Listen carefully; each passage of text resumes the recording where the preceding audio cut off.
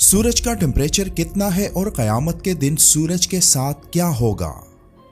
क्या सूरज के टेम्परेचर और इसकी उम्र से क़यामत का इल्म मालूम किया जा सकता है? आप सल्लल्लाहु अलैहि वसल्लम ने इस बारे में क्या फरमाया?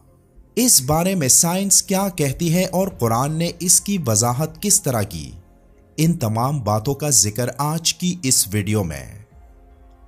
हमारा सबसे नजदीकी स्टार सूरज, जिससे हमारी वाकिफियत सिर्फ इतनी है कि ये आसमान में एक रोशन सितारा है जो 24 घंटों के इस सर्कल में दिन और रात की तब्दीली का बायस है। कदीम जमानों के कल्चर्स में सूरज को खुदा या देवता तस्वुर किया जाता था। उन कल्चर्स में खास तौर पर कदीम मिस्रियों में सबसे बड़ी इबादत सूरज की जाती थी। आज भी हिंदू मजहब में सूरज को खुदा ही समझा जाता है। हमारी जमीन से सूरज का फासला तकरीबन 14 करोड़ 96 लाख किलोमीटर है और जिसमें रोशनी जमीन तक 8 मिनट में पहुंचती है। सूरज कितना गर्म है, इस बात का अंदाजा इससे लगाइए कि सूरज का कोर यानी मरकज, जो सूरज का सबसे गर्म हिस्सा है, जिस हिस्से के सामने आग भी ठंडी नजर आए, जिसकी डेंसिटी यानी कसाफत 1,50,000 किलोग्राम पर मीटर क्यूब और जिसका टेम्परेचर 15 मिलियन डिग्री सेल्सियस है और केल्विन स्केल में इसका टेम्परेचर 15 मिलियन केल्विन्स है। केल्विन दर्जा हरारत मालूम करने का एक पैमाना है, जैसे सेंटीग्रेड और फ़ारेनहाइट होते हैं और एक दर्जा सेंटीग्रेड और एक दर्जा केल्विन बराबर होते हैं। लेकिन केल्विन पैमाने की इब्तिदा -273 डिग्री सेंटीग्रेड से शुरू होती है। केल्विन स्केल को पहली बार 1848 में एक बरतानवी रियाजीदान और साइंसदान लॉर्ड केल्विन ने दरियाफ्त किया था। सूरज की सतह इसके कोर यानी मरकज से काफी ठंडी है, जिसका टेम्परेचर 5778 केल्विन है। ये वो टेम्परेचर है जिसका जिक्र कुरान में उस वक्त आया जब साइंस का नामो निशान तक नहीं था और कोई ये वहम गुमान में भी नहीं ला सकता था कि सूरज इतना गर्म और इतना बड़ा भी हो सकता है। लेकिन तब अल्लाह ने कुरान में सूरह अश-शम्स नाजिल फरमाई, जिसका मतलब है सन यानी सूरज। और गौर करें कि कुरान 7वीं सदी ईस्वी में अरब के सहराओं में आखिरी नबी हजरत मोहम्मद सल्लल्लाहु अलैहि वसल्लम पर नाजिल हुआ था। तो अगर कुरान अल्लाह के अल्फाज नहीं तो सोचें कि 1400 साल पहले 7वीं सदी ईस्वी में कौन सा ऐसा साइंसदान मौजूद था जो सूरज के सतह का टेम्परेचर मालूम करता। आज साइंस कहती है कि सूरज की सतह का टेम्परेचर 5778 केल्विन है, लेकिन कुरान में ये बात उस वक्त कही गई जब ये स्केल बना ही नहीं था, बल्कि इसके बारे में किसी को इल्म भी नहीं था, बल्कि ये तो सदियों बाद लॉर्ड केल्विन ने दरियाफ्त करके इसे अपने नाम से मंसूब कर लिया। ये वो जाहिर निशानी है जो ये साबित करती है कि कुरान अल्लाह का कलाम है और ये किसी इंसान या जिन का लिखा नहीं हो सकता, बल्कि ये उस जात की तरफ से आया जिसने सूरज को पैदा किया और इसके बारे में मुकम्मल इल्म रखता है, और जो कुछ मुस्तकबिल में होगा वो सब भी उसे मालूम है। कुरान में कई जगहों पर सूरज का जिक्र आया।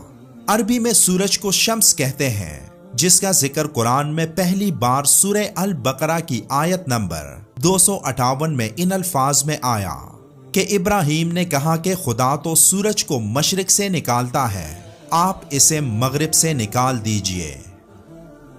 कुरान में आखिरी बार सूरज का जिक्र सूरह अश-शम्स की पहली आयत में आया, जिसमें अल्लाह का इरशाद है, सूरज की कसम और इसकी रोशनी की।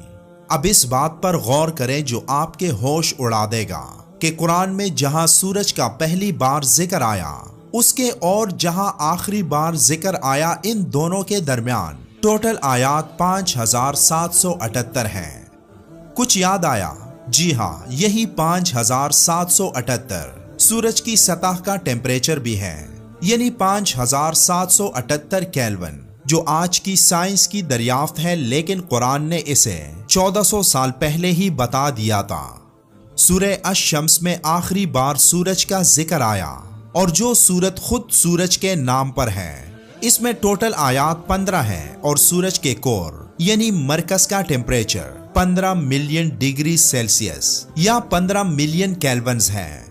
सूरज आज जिंदगी की अलामत है, लेकिन कयामत के रोज यही सूरज इंसान के सरों के ऊपर होगा। जैसे कि हदीस पाक में इरशाद है, कयामत के दिन मैदान हशर में सूरज को मखलूक के नजदीक कर दिया जाएगा, यहाँ तक कि वो उनसे 1 मील के फासले पर होगा।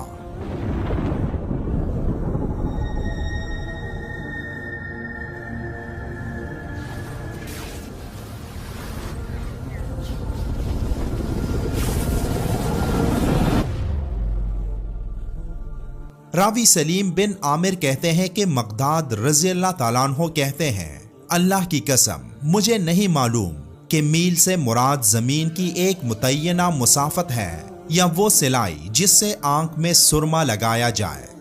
फरमाया, तुम लोग अपने आमाल के बकदर पसीने में शराबूर होंगे। चुनांचे उनमें से बाज लोग वो होंगे जिनके टखनों तक पसीना होगा, बाज लोग वो होंगे जिनके घुटनों तक पसीना होगा, बाज लोग वो होंगे जो कमर तक पसीने में डूबे होंगे, और बाज लोग वो होंगे जिनके लिए उनका पसीना लगाम बन जाएगा।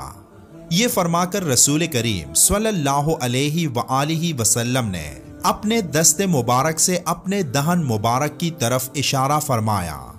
अबू हुरैरा रज़ी अल्लाह ताला अन्हु से रिवायत है कि रसूलुल्लाह सल्लल्लाहु अलैहि वआलिहि वसल्लम ने फरमाया, कयामत के दिन लोग पसीने में शराबूर हो जाएंगे और उनकी हालत ये होगी कि उनका पसीना जमीन पर 70 हाथ तक फैल जाएगा और मुंह तक पहुंचकर कानों को छूने लगेगा। सूरज समेत तमाम सितारों में हाइड्रोजन और हीलियम की एक बड़ी मिकदार मौजूद है जो जलती हुई रोशनी और हरारत खारिज करती है। किसी सितारे का ईंधन जलकर खत्म हो जाए तो वो सुर्ख जुखाम यानी रेड जायंट की सूरत में फूल जाता है, जिसके बाद वो बतदरीज सुकड़ने और ठंडा होने लगता है, यहाँ तक कि मुकम्मल बेनूर हो जाता है। सूरज के साथ भी यही कुछ होगा। कुरान में जिक्र है कि उस दिन आसमान ऐसा होगा जैसे पिघला हुआ तांबा। एक और जगह जिक्र है कि उस दिन आंखें चुंधिया जाएंगी। साइंस कहती है कि सूरज फैल रहा है और सूरज अपने खात्मे के करीब पहुंच चुका है, क्योंकि बाकी जानदारों की तरह सूरज का भी एक आगाज और इख्तिताम है। और आज के दौर में सूरज के मुशाहिदे से मालूम होता है कि सूरज अपने इख्तिताम के किनारे पर आ चुका। जब ये एक रेड जायंट बन जाएगा तो इसका कतर यानी चौड़ाई जमीन के मदार तक पहुंच जाएगी और उसके बाद ये फटकर एक छोटे से सितारे में तब्दील हो जाएगा। अब सोचें कि सूरज जब जमीन के मदार तक पहुंच जाएगा तब दुनिया का क्या हाल होगा। क्या उस वक्त हदीस पाक के अल्फाज बिल्कुल ठीक नहीं बैठते कि अल्लाह रोज़े क़यामत सूरज को इंसानों के करीब कर देगा, यहाँ तक कि वो उनके और सूरज के माबैन 4000 हाथ का फासला रह जाएगा। लोगों का हशर उनके आमाल के हिसाब से होगा और वो अपने अच्छे और बुरे आमाल के लिहाज से पसीने में डूबे हुए होंगे। कुछ ऐसे होंगे जिनके टखनों तक पसीना पहुंच रहा होगा, कुछ ऐसे होंगे जिनके घुटनों तक पसीना पहुंच रहा होगा, कुछ के अज़ार बंद की जगह तक पसीना पहुंच रहा होगा और कुछ के मुंह और कानों तक पसीना पहुंच रहा होगा और उनकी लगाम बन रहा होगा। ऐसा कयामत के दिन की परेशानी और होलनाकी के बाइस होगा। अल्लाह हमको हिदायत नसीब करे, आमीन। वीडियो के आखिर में एक बार दुरूद शरीफ पढ़ें। मिलते हैं एक और मालूमाती वीडियो में, तब तक के लिए अल्लाह हाफिज।